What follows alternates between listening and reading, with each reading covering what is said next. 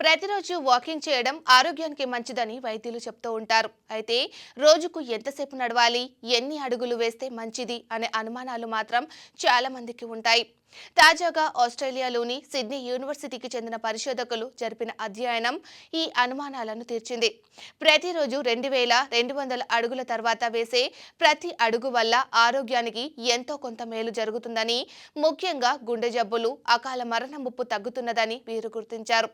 రోజుకు 9,000 నుంచి 10,000 అడుగులు నడిచే వారిలో గుండె జబ్బుల ముప్పు 21% తక్కువగా ఉన్నట్లు తేల్చారు.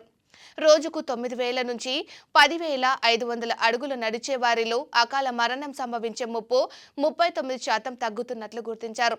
వాకింగ్ చేసిన తర్వాత మిగతా రోజంతా ఎలాంటి శారీరక శ్రమ చేయని వారిలోనూ ఈ ప్రయోజనాలు ఉన్నట్లు పరిశోధకులు చెబుతున్నారు.